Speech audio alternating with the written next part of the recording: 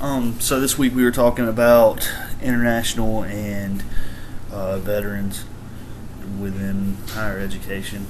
And both of these topics were pretty interesting. I really appreciated Whitney's post because I think she gave some insight into the services that are offered, at least at VSU, that I didn't know veterans had as far as the adult and military or adult and career. I'm not sure what the department it actually is, but I never would have, I don't know if it would have crossed my mind to send somebody that way.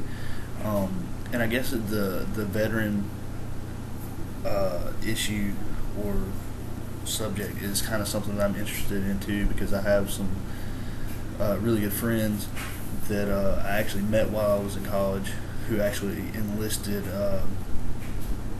after they graduated, and some of them are kind of continuing their education now that they're enlisted. So I feel like just the military and veteran thing is a pretty broad issue. I know in the article it discussed several different things as far as the reason for going back to school, how to make school work when you're still active duty, and I think these are just things that we need to be prepared to answer. If your reasoning for going back to school is to extend your training in the Army or completely switch gears and go in different directions now that you're out, what you're going to be needing is very much different than somebody that is still active duty. And the challenges they face are a little bit different. I don't know how they should be handled. I mean, I don't want to say that anybody should be able to attend their classes, especially somebody that's doing something as admirable as protecting our country. But when you're still active duty, how do you what takes priority? Of course, your military duty does, because you can't say no to that. And it just strikes me as a really difficult question to answer if somebody in that position comes and says, "Hey, I want to take classes, but I may have to leave." If another student has to leave and can't attend class for a reason, there are some things that are okay to use as a reason for withdrawal, but others are not excused and they fail. So how do we handle, I think there should be some leeway for military just because of what they do. But at some point, there has to be I appreciate that you're trying to go to school now, but maybe this is something for later on in your career. And it's, something that they need to discuss financially, because it does affect their pay, and there are programs that are designed so that they can attend classes when they are no longer active duty.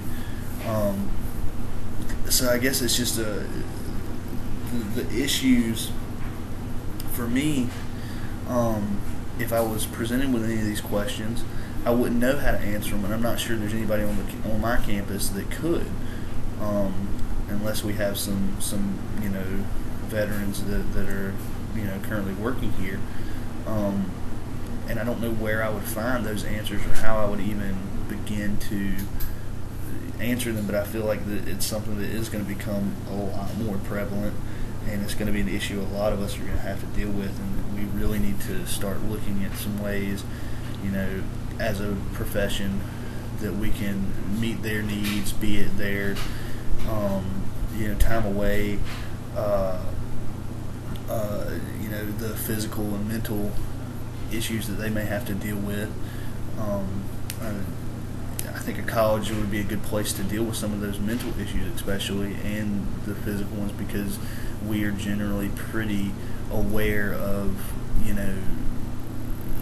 equal access, and there's most campuses offer some sort of counseling that is available to the students. So that's those are really good things that a veteran will have access to on campus.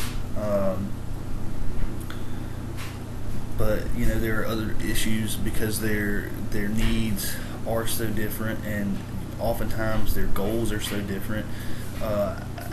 What sort of services should we be offering them as far as integration into campus? Is that something they're looking for? Is that something that's going to get in their way? Is that something that's even what they is that going to benefit them? So I feel like for me this topic has a lot more questions than answers, but it's something that definitely needs to be discussed, and we definitely need to be aware of as these students start enrolling on our campuses and we start to interact with them. I've had a few interactions. Mine have been very much at orientations, and I think we have a couple maybe living on campus that are veterans. And at orientations, it's very much I'm not here for the song and dance. I'm not here for the, hey, let's make friends. I'm here because I did my time in the Army.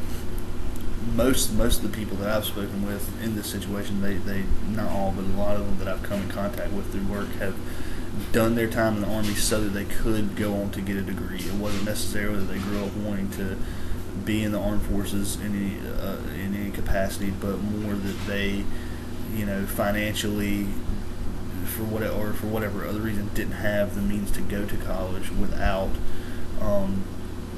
that military career first. So that's something we need to be aware of too, especially coming out of the military. You may have a very strong work ethic and be very goal oriented, and you're not wanting necessarily all the other things that often comes with a traditional college experience, and you're really there for your education, your degree, and to move on into your career. So I don't know. It's a good topic, and it's something that I would be interested to learn more about. So there's my post.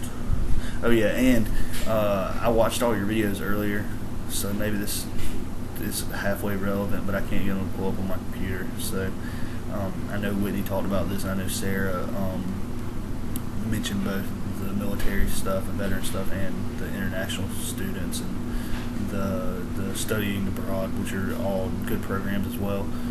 But just for me, the veteran thing was pretty interesting.